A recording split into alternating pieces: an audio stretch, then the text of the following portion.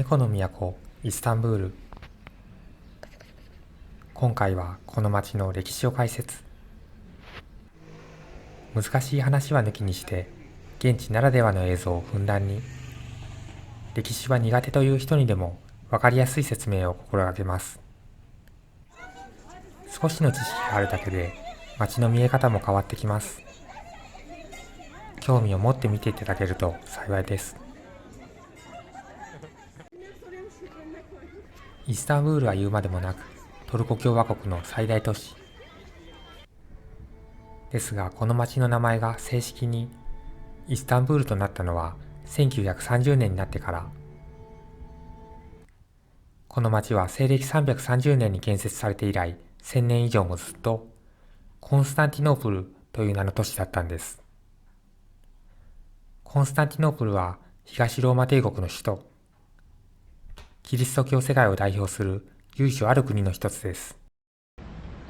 コンスタンティノープルは30から40万人の人口を誇るキリスト教圏最大の都市として繁栄し、世界の富の3分の2が集まる場所とも言われたほど。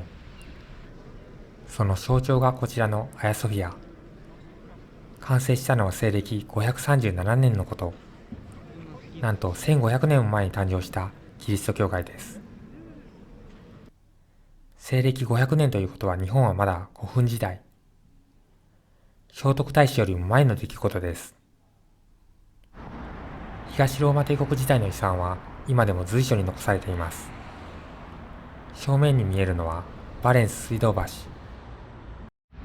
全長1キロの水道橋は西暦373年完成。貴重な遺産の真下を幹線道路が横切ります。このダイナミックさがイスタンブールの面白さ。交差点の真ん中に立つこの柱も重要な遺産。455年に皇帝マルキアヌスのために建てられた記念碑です。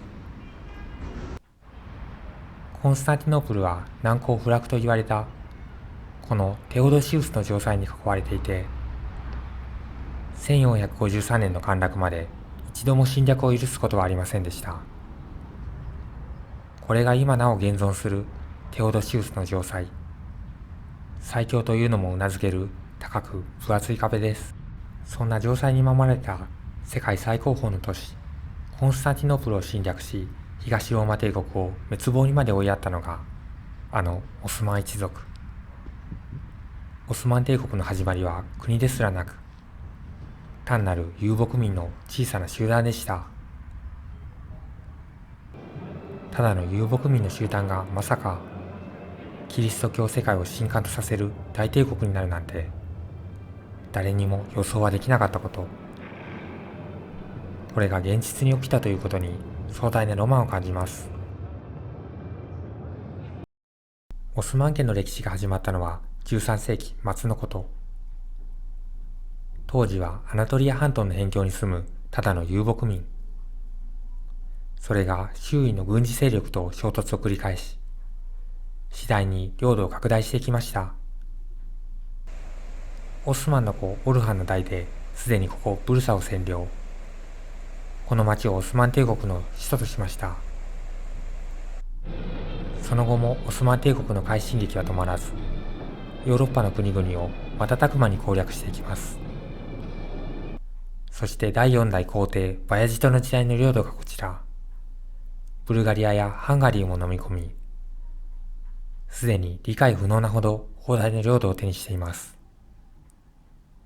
これがわずか4代で成し遂げられたんです。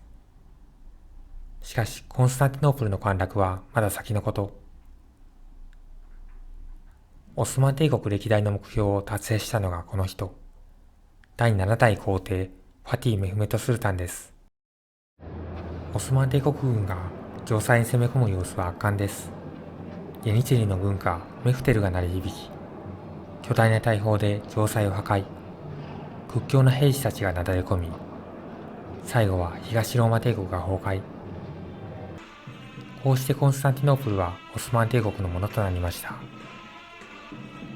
以後この町はオスマン帝国の首都となり、次々と重要な建築物が作られていきます。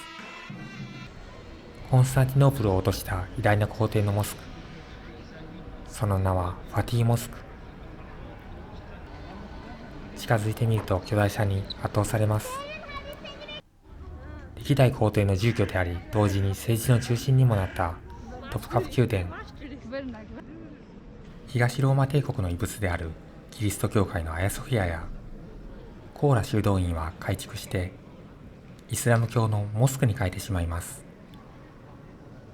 キリスト教世界にとって重要な建築物をモスクにしてしまうのは重大なこと。当然ヨーロッパ諸国は黙っていません。オスマン帝国が滅亡した後にアヤソフィアやコーラ修道院はモスクとしての地位を失い、無宗教の博物館として生きることになりました。それが近年2020年になってアヤソフィアもコーラ修道院も揃って再度モスク化。現在のトルコの大統領エルドアンの仕業です。オスマン帝国の復刻を夢見るように、彼は最近この超巨大なモスクも建設しました。この辺りの歴史と現状を合わせてみていると、ヨーロッパとトルコの関係の難しさがよく見えてきます。少なくともトルコの EU 入りなんてありえないとは思います。時代を昔に戻しましょう。コンスタンティノープルを手中に収めてもオスマン帝国の野望は終わりません。最盛期を迎えた第10代皇帝スレイマン一世の時代には、オスマン帝国の領土は信じられないほど巨大になりました。西は中央ヨーロッパから北アフリカまで領土が伸び、クリミアやモルドバも属国として黒海はオスマン帝国の内海に、まさに世界最強の世界帝国。その勢いはパリやローマにまで伸びるかとも思われました。しかし、スレイマン一世の時代の終盤から、絶対君主制のほころびが表面化してきました。内政は後継者争いに翻弄され、財政は赤字続き、次第に巨大な領土を維持することが難しくなってきます。そんなスレイマンの時代を描いたドラマがオスマン帝国外伝。世界で8億人が視聴し、放送中はトルコの街から人が消え、全国民がテレビの前に座ったという伝説的ドラマです。大奥的なハーレム内のドロドロ劇だけでなく、歴史に忠実な描写も多く、見ていて勉強にもなります。シーズン1は Amazon プライムで配信中。2以降はフルなどで視聴することができます。ドラマを見ればきっとオスマン帝国が好きになるはず。時間がある人はぜひご覧ください。話を元に戻しましょう。壮麗だったスレイマンの時代を終え、次第にオスマン帝国は周辺国に領土を奪われていきます。そんなオスマン帝国の最後は第一次世界大戦。オスマン帝国は連合国に敗れて領土を大幅に失いました。大戦の終盤には現在のトルコ・イズミルまでがギリシャに奪われそうになり、時の英雄軍人アタチュルクを中心に抵抗激化。アタチュルクが作った新政府は、アンカラの町を新しい首都として連合国軍と戦い、現在のトルコの形を勝ち取りました。それまで世襲のスルタンによって継承されてきたオスマン帝国は終わりを告げ、民主主義のトルコ共和国が誕生したんです。アンカラに眠るアタチュルクは今でもトルコで一番の英雄。彼を侮辱するような言動は刑事罰の対象になります。トルコの首都がイスタンブールではなく、アンカラとなったのはそうした理由から、トルコはオスマン帝国の続きではなく、新しい国家なんだという意思表示だと思います。東ローマ帝国からオスマン帝国、そしてトルコ共和国へと時代を紡いできた町。知れば知るほど奥深い情緒が溢れてくる場所です。せっかくイスタンブールに遊びに来ても、歴史を知らないと面白さは半減。ぜひ予習してからお越しいただくことをお勧めします。